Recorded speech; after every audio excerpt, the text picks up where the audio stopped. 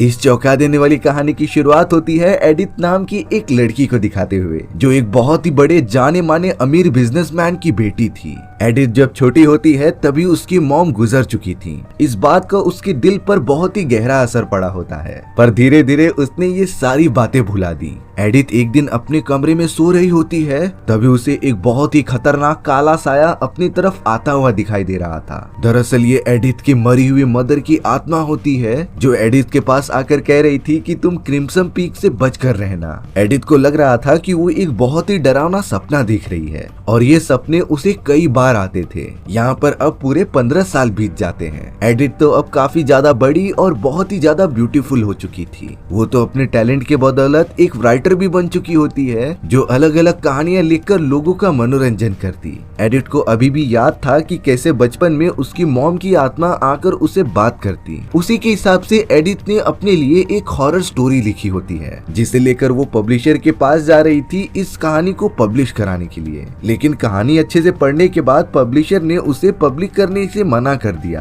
क्योंकि उन्हें अभी हॉरर स्टोरी नहीं बल्कि एक रोमांटिक कहानी चाहिए। अब एडिथ अपने फादर के ऑफिस में बैठकर टाइपराइटर से कुछ टाइप कर रही थी। दरअसल उसे अपनी नई स्टोरी कैसे भी खत्म करनी होती है। तभी थोड़ी ही देर में वहाँ पर थॉमस नाम का एक अनजान आदमी आ गया था, जो एडिथ को अपना कार्ड देकर कहता है कि क्या मैं तुम्हारे फादर से मिल सकता हूँ। जब तक एडिथ के फादर आते, थॉमस ने एडिथ की वो कहानियां पढ़ ली, जिसे देखने के बाद थॉमस एडिथ की काफी ज्यादा तारीफ करता है। और अब थॉमस एडिथ के फादर और उसकी पूरी कंपनी के लोगों के सामने अपना प्रेजेंटेशन देने लगा था। दरअसल थॉमस ने एक छोटा प्रोजेक्ट बनाया होता है, जिसके लिए उसे फंडिंग की जरूरत थी। थॉमस ने अपनी मशीन का डेमो दिखाया, जो कि एक ड्रिलिंग मशीन होती है, जिससे कि हम बड़ी आसानी से जमीन के अंदर खुदाई कर सकते थे। लेकिन यहाँ काफी ज्यादा रिसर्च करने के बाद एडिथ के फादर ने थॉमस के इस ऑफर को रिजेक्ट कर दिया, क्योंकि उन्हें अंदाजा होता है कि थॉमस को इन सारी चीजों के लिए कई सारे रिजेक्शंस मिले हैं, और कोई तो रीजन होगा जो इन्वेस्टर्स तुम्हारे प्रोजेक्ट में इन्वेस्ट नहीं करना चाहते।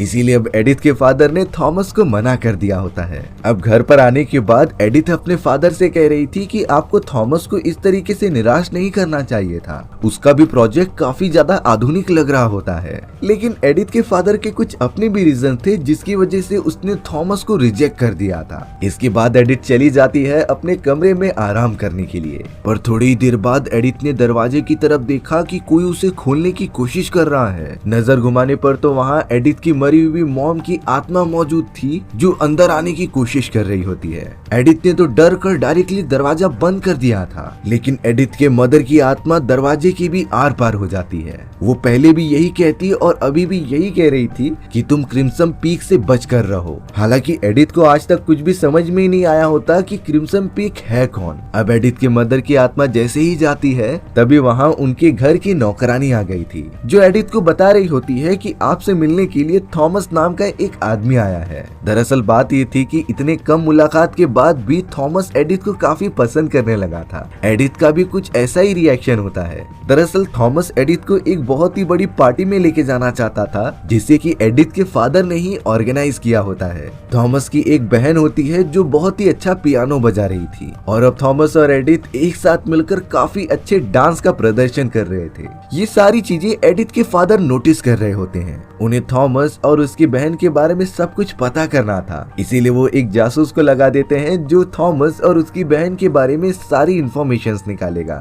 एडिथ के फादर को तो अब थॉमस के बारे में सब कुछ पता चल गया होता है, इसीलिए अब उसने थॉमस को अपने घर पर बुलाया। वहीं दूसरी तरफ थॉमस और उसकी बहन एडिथ के साथ एक पार्क में मौजूद होती है। एडिथ से मिलने और उसकी बिहेवियर को जानने के बाद थॉमस की बहन उससे कह रही थी कि मुझे एडिथ बिल्कुल भी पसंद नहीं है, लेकिन थॉमस कह रहा था कि हमें सिर्फ अपने मकसद में कामयाब होना है। और अब वो अपनी बहन से एक लाल कलर की अंगूठी ले लेता है, जिसकी मदद से वो अपना मिशन कंप्लीट करने वाला था। अब यहाँ एडिथ के फादर थॉमस को अपने महल में बुलाकर ये बताते हैं कि मुझे पता है कि तुम कोई अच्छे आदमी नहीं हो, तुम मेरी बेटी के साथ इसीलिए हो क्योंकि तुम्हें इसके लिए पैसे मिले हैं। इन सारी चीजों को देखने के बाद एडिथ के फादर ने थॉमस को एक बहुत ही बड़े अमाउंट का चेक दे दिया था, जो थॉमस से कह रहे थे कि तुम्हें मेरी बेटी एडिथ की जिंदगी से निकल जाना होगा, इसके बदले मैं तुम्हें ये सारे पैसे दे दूंगा। थॉमस को एडिथ से कहना होगा कि कल तुम जा रहे हो और तुम उससे बिल्कुल प्यार नहीं करते, क्योंकि एडिथ का तो अटैचमेंट थॉमस से होता है और जब तक थॉमस उससे रूडली बात नहीं करेगा तब तक एडिथ उससे नफरत नहीं कर पाएगी।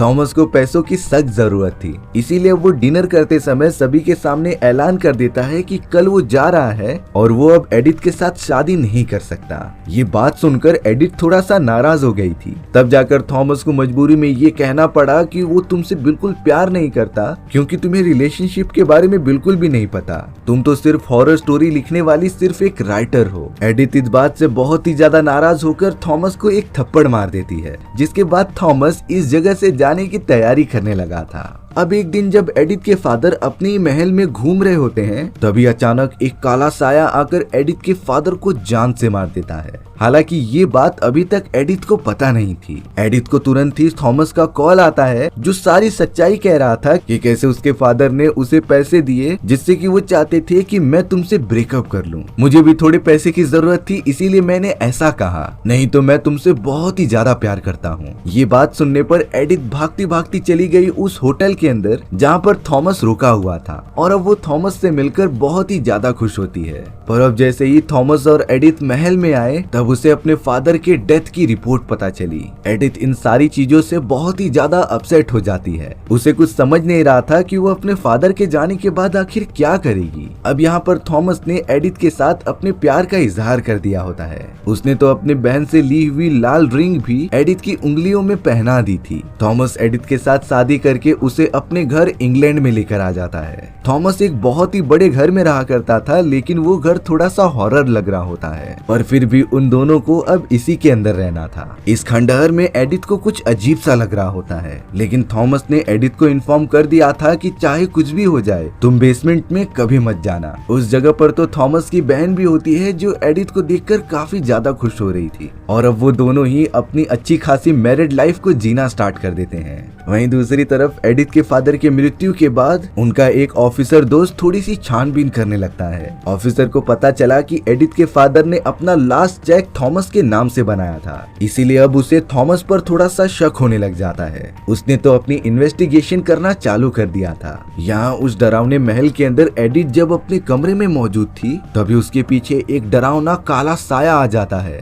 एडिथ ने जैसे ही पीछे मुड़कर देखा तब वो साया गायब हो चुका था। उसे लग रहा होता है कि जरूर ये उसका कोई वहम होगा। अब एडिथ थॉमस और उसकी बहन के साथ बैठकर डिनर करने लगी थी। यहाँ थॉमस और उसकी बहन को देखकर काफी अजीब लग रहा था, क्योंकि वो दोनों इस खंडहर के अंदर काफी अजीब तरीके से रहते थे। अब एक रात जब एडिथ सोई हुई होती है, तभी उसकी नींद खुल गई थी। उसने देखा कि थॉमस बेड पर नहीं सोया है, इसीलिए अब एडिथ कैंडल लेकर थॉमस को ढूंढने के लिए चली गई थी। थोड़ी दूर जाने पर तो एडिथ को एक बॉक्स मिलता है जिसके अंदर छोटे छोटे टेप्स रखे गए थे, लेकिन अगले ही मोमेंट में पीछे से एक बहुत ही खतरनाक घोस्ट जमीन के अंदर से निकल रहा था, जो लगातार एडिथ की तरफ बढ़ता जाता है। एडिथ तो इन सारी चीजों से डरते हुए डायरेक्टली लिफ्ट के अंदर जाकर छुप गई थी और अब वो तो लिफ्ट को बेसमेंट की तरफ लेकर जा रही होती है, जहाँ पर थॉमस ने जाने से मना किया था। बेसमेंट में जाने के बाद एडिथ को वहाँ एक बड़ा सा बॉक्स मिला जिसके ऊपर इनोला नाम लिखा था। एडिथ को याद आता है कि उसने इन बॉक्सेस की चाबी थॉमस की बहन के पास देखी है। उसके मन में जिज्ञासा बढ़ने लगी कि आखिर इस बॉक्स के अंदर क्या हो सकता है, इसीलिए सुबह होने पर वो ट्राई कर रही थी कि वो कैसे भी इन चाबियों को हासिल कर ले।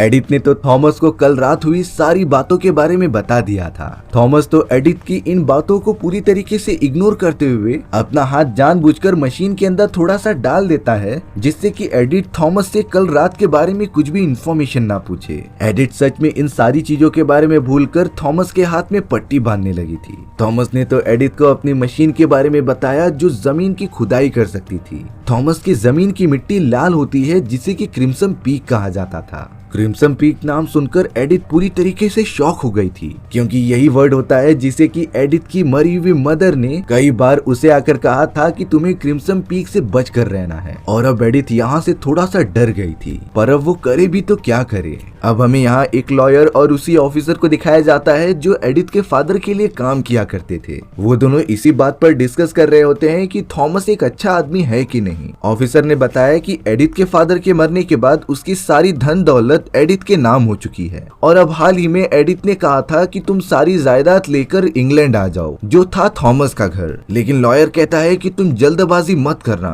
अगर तुम्हें थॉमस पर शक है तो पहले उसके ऊपर इन्वेस्टिगेशन करो। लॉयर ऑफिसर को उस डिटेक्टिव के बारे में बताने लगा था जिसे कि एडिथ के फादर ने हायर किया होता है थॉमस और उसकी बहन के बारे में पता लगाने के लिए। उसने जरूर कोई इम्पोर्टेंट बात पता लगाई होगी। यहाँ एडिथ को घर के अंदर कुछ न कुछ अजीब लग रहा था। वो जब भी अपने बेड पर सोती तब आधी रात को थॉमस उसके साथ होता ही नहीं। एडिथ को यहाँ से एहसास हो गया था कि जरूर उसके कमरे में कोई सुपरनैचुरल शक्ति है। एडिथ तो अब उस शक्ति से कहने लगी थी कि अगर तुम यहाँ पर प्रेजेंट हो तब मेरे हाथ को टच करके इसका एहसास दिलाओ। उस आत्मा ने सच में एडिथ के ऊपर हाथ रख दिया जिससे कि एडिथ नीचे ही गिर गई थी और अब वॉशरूम के अंदर से कुछ आवाजें आने लगती हैं। एडिथ ने जाकर देखा तब वहाँ पर एक बहुत ही खतरनाक आत्मा मौजूद थी जो लगातार एडिथ को यही कह रही होती है कि तुम यहाँ से चली जाओ, नहीं तो वो तुम्हें भी हमेशा हमेशा के लिए खत्म कर देगी। ये सुनने के बाद एडिथ बहुत ही ज्यादा डरकर डायरेक्टली भागते हुए थॉमस के पास चली गई थी। हालांकि उसने थॉमस और उसकी बहन को सारी बातें बताई, लेकिन वो दोनों एडिथ की बातों पर भरोसा ही नहीं करते। वो तो ये समझा रहे थे कि तुम्हें आंखों का धोखा हुआ है, तुम अगर अच्छे से सो जाओगी तब इन सारी चीजों के बारे में तुम्हें कुछ याद नहीं रहेगा। यहाँ से बात तो पूरी तरीके से साफ हो गई थी कि इन सारी चीजों के पीछे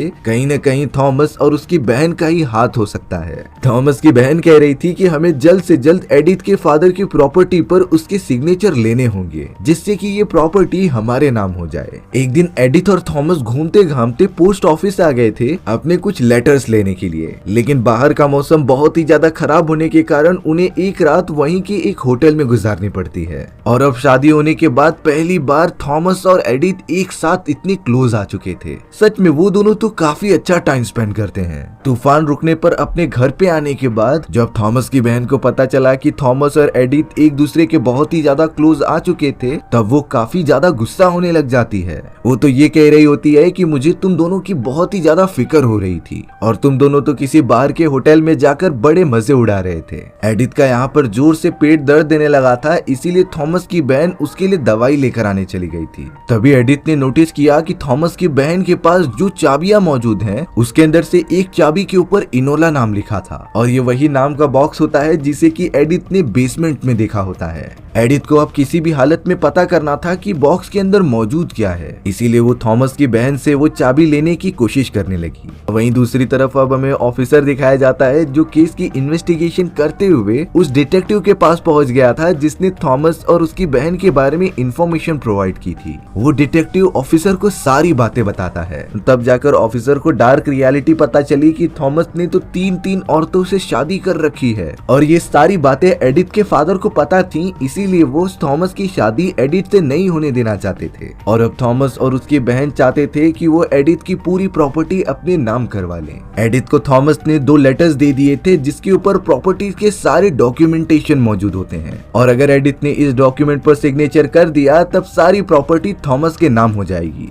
एडिथ जैसे ही डॉक्यूमेंट को सिग्नेचर करने जाती है तभी उसे पता चला कि थॉमस की बहन गलती से चाबियां यहीं छोड़कर चली गई है। इसीलिए अब एडिथ इनोला नाम की एक चाबी को लेकर बेसमेंट में चली जाती है और उसी बॉक्स को ओपन करके देखती है कि उसके अंदर है क्या। एडिथ को तो बॉक्स के अंदर से 3 एनवेलप मिले होते हैं जिसके ऊपर अलग अलग लड़कियों का नाम लिखा हुआ था। नाम के साथ साथ उन तीनों एनवेलप पर एक एड्रेस भी लिखा होता है जिनमें से एक एड्रेस एडिथ के फादर का वो महल था। इन सारी चीजों से पता चलता है कि ये 3 वो प्लेस थे जहाँ पर थॉमस अपनी मशीन के लिए फंड रेस करने गया था। एडिथ को तो वहाँ पर 3 लाल कलर के पॉन्ड्स दिखे थे जिसके अंदर वो स्टिक डालकर चेक करती है कि वहाँ मौजूद क्या है। वहीं दूसरी तरफ थॉमस की बहन को अंदाजा हो गया था कि उसकी चाबियों में से इनोला नाम की चाबी गायब है और हो न हो ये काम एडिथ ने ही किया होगा। जब थॉमस की बहन एडिथ के पास आती है तब एडिथ ने थोड़ा तबीयत खराब होने का नाटक शुरू कर दिया था जिससे कि फिर से थॉमस की बहन उसके लिए दवा लाने चली गई। उसने तो इस बार जानबूझ के चाबियों के गुच्छे को वहीं पर छोड़ दिया होता है। एडिथ ने जल्द से जल्द इनोला नाम की चाबी उन चाबियों के गुच्छे में वापस रख दी थी।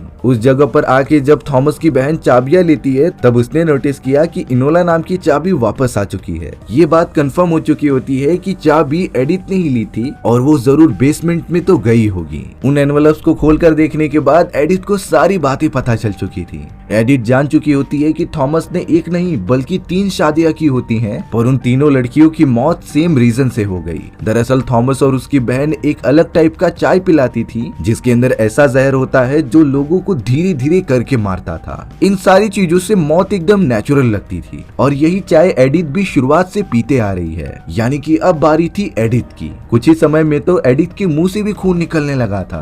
एडिथ तो डर के मारे यहाँ से भाग के जाने की भी कोशिश करती है, लेकिन उसने जैसे ही दरवाजा खोला तब बाहर बर्फीला तूफान मौजूद था जिसे अकेले पार करके वो जा ही नहीं सकती थी। इसीलिए अब एडिथ घर के अंदर आकर बेहोश हो जाती है। अब थॉमस की बहन एडिथ के पास आ गई थी उसे चाय पिलाने और खाना खिलाने के लिए, लेकिन यहाँ एडिथ ने साफ साफ मना कर दिया था कि वो कुछ भी नहीं पीने वाली। थॉमस की बहन एडिथ के साथ जबरदस्ती करने लगी थी। ये सारी चीजें देखकर थॉमस अपनी बहन से कहता है कि हमें ऐसा नहीं करना चाहिए। वो दोनों बात करने के लिए दूसरे कमरे में चले गए थे, जहाँ पर थॉमस की बहन कहती है कि अगर हमने एडिथ को नहीं मारा तब हम दोनों को फांसी हो सकती है और एडिथ का मरना तो जरूरी है। लेकिन यहाँ थॉमस रियलिटी में एडिथ से काफी ज्यादा प्यार करने लगा था, इसीलिए वो नहीं चाहता था कि एडिथ की जान ले, पर वो हालात की वजह से मजबूर होता है। अब आधी रात को एडिथ जब कमरे के अंदर घूम रही थी तब उसे वही आत्मा दिखाई देती है जिसने एडिथ को पहले भी अपने प्रेजेंस का अनुभव दिखाया था। एडिथ समझ जाती है कि ये आत्मा जरूर एनोला की होगी।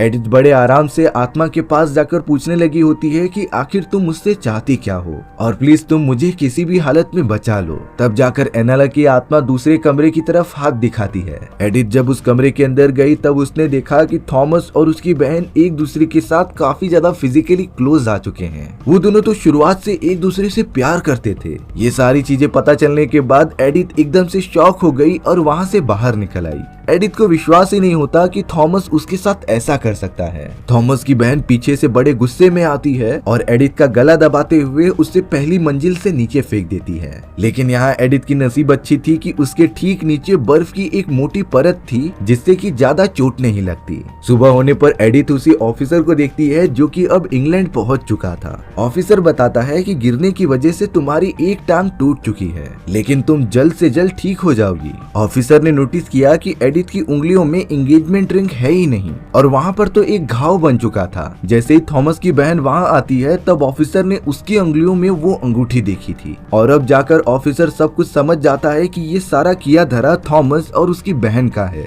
ऑफिसर ने एडिथ को सारे रिपोर्ट्स दिखाए जिसमें कि ये पता चल रहा था कि थॉमस की बहन एक कातिल है जिसने खुद की माँ को ही मार दिया और वो दोनों इसी तरीके से लोगों को मारकर उनकी जायदाद हड़पते थे। अब सारी पोल खुलने के बाद ऑफिसर डिसाइड करता है कि वो एडिथ को यहाँ से लेकर चला जाएगा, पर थॉमस और उसकी बहन इतनी आसानी से ये सब नहीं होने देंगे। थॉमस की बहन ने तो एक चाकू निकालकर ऑफिसर के ऊपर हमला भी करना स्टार्ट कर दिया। वो थॉमस से कहती है कि हमें जल्द से जल्द ऑफिसर को घायल करके बेसमेंट में बंद करना होगा। थॉमस जानबूझकर ऑफिसर की उस जगह पर वार करता है जिससे कि उसकी जान न जाए, सिर्फ वो पैरालाइज हो जाएगा और अब वो ऑफिसर तो हिल भी नहीं पा रहा था। थॉमस ऑफिसर को लेकर बेसमेंट में जाने लगता है जिससे कि वो उसे वहीं पर कैद कर दे। वहीं दूसरी तरफ अब थॉमस की बहन एडिथ से जबरदस्ती कर रही थी कि वो डॉक्यूमेंट पर साइन करके उसके सारे जायदाद हमारे नाम कर दे। एडिथ के पास तो और कोई भी ऑप्शन नहीं होता सिग्नेचर करने का। थॉमस की बहन एडिथ को जाकर सारी बातें बताती है कि कैसे शुरुआत से ही थॉमस और उसके बीच एक रिलेशन था, लेकिन ये बात मेरे मदर को पता चल गई, इसीलिए मैंने अपने मदर को ही मार दिया। थॉमस अपने मशीन के प्रोजेक्ट्स को खत्म करना चाहता था, इसीलिए हमने मिलकर डिसाइड किया कि हम बड़े बड़े लोगों की बेटियों को फंसाएंगे और उनके पैसे हथिया कर अपने काम में लगाएंगे। हमने इसी तरीके से 3 लड़कियों को मारा और उनके पैसे जमा किए, पर अब बारी तुम्हारी है। थॉमस की बहन ने तो ये भी कह दिया था कि तुम्हारे फादर को भी मैंने ही मारा है। ये बात सुनकर एडिथ एकदम से गुस्से से भर गई थी। उसने तो पेन उठाकर डायरेक्टली थॉमस की बहन पर ही हमला कर दिया और उसे घायल करके यहाँ से भागने लगी। पर जैसे ही वो लिफ्ट के पास पहुँचती है उसके अंदर से थॉमस निकलता है। एडिथ तो थॉमस से भी बहुत ज्यादा डर रही थी और उसके ऊपर हमला कर रही थी, लेकिन थॉमस बताता है कि मैं तुमसे बहुत ज्यादा प्यार करता हूँ, मैं तुम्हारे बगैर नहीं जी सकता। लेकिन एडिथ को ये सारी बातें कुछ समझ में ही नहीं आती, लेकिन एडिथ तो सिर्फ यहाँ से अब जाना चाहती थी। थॉमस अब एडिथ को शांत करा के उन डॉक्यूमेंट्स के पास आ जाता है जिसके ऊपर एडिथ ने अभी अभी सिग्नेचर किया था। थॉमस तो उन सारे पेपर्स को उठाकर आग के अंदर जलाने लग जाता है क्योंकि वो नहीं चाहता था कि वो एडिथ को धोखा देकर अपना प्यार हासिल करे। लेकिन जब ये बात थॉमस की बहन को पता चली तब वो बहुत ही ज्यादा गुस्सा हो जाती है। थॉमस कहने लगा था कि हमें ये प्रॉपर्टी नहीं चाहिए, हम कहीं और चले जाएंगे और अपनी जिंदगी गुजारेंगे। लेकिन शायद थॉमस की बहन को ये सारी चीजें एक्सेप्ट बिल्कुल भी नहीं थी। उसने तो उल्टा थॉमस के ऊपर ही हमला करके उसे जान से मार दिया था। दरअसल थॉमस की बहन उससे बहुत ज्यादा प्यार करती थी और जब उसे पता चला कि थॉमस एडिथ से बहुत ही ज्यादा क्लोज हो चुका है तब वो एकदम से बौखला गई और इसी गुस्से में आकर थॉमस की बहन ने उसकी जान ले ली थी। एडिथ तो भागते हुए लगातार घर से बर्फीले वाले इलाके में आ जाती है। थॉमस की बहन भी उसे मारने के लिए पीछे पीछे आ गई थी और अब दोनों आमने सामने होते हैं एक दूसरे के ऊपर हमला करने के लिए। तभी अचानक थॉमस की बहन ने जब पीछे देखा तब वहाँ पर थॉमस की आत्मा खड़ी थी जो अपनी बहन की तरफ बड़ी अजीब तरीके से देख रहा होता है। इन सारी चीजों के दौरान एडिथ को एक अच्छा मौका मिल गया था और उसने पीछे से थॉमस की बहन के सर पर जोर से हमला कर दिया जिससे कि थॉमस की बहन वहीं पर गिर के अपना दम तोड़ देती है। एडिथ ऑफिसर के साथ महल से बाहर निकलकर कहीं दूर जाने लगी थी जिन्हें कि कुछ विलेजर्स रेस्क्यू कर लेते हैं। महल के अंदर अब हमें थॉमस की बहन की आत्मा दिखाई गई थी जो कि पियानो बजा रही होती है और अब वो हमेशा हमेशा के लिए इसी जगह पर फंसे रह जाएगी। एडिथ ने तो अपने साथ हुई इन सारी घटनाओं के अकॉर्डिंग एक कहानी भी लिखी थी जिस किताब का नाम क्रिम्सन पीक ही होता है। ये कहानी बहुत ही कम समय में काफी ज्यादा फेमस हो चुकी थी और इसी तरीके से स्टोरी यहीं पर खत्म हो जाती है। सो व्यूअर्स, आपको ये कहानी कैसी लगी कमेंट सेक्शन में बताना भूलना मत और अगर आपको मेरा एक्सप्लेनेशन 1% भी अच्छा लगा होगा ना तो वीडियो को लाइक एंड चैनल को सब्सक्राइब जरूर कर देना। मिलते हैं इसी तरीके की मजेदार और अनोखी कहानियों में, तब तक के लिए बाय बाय।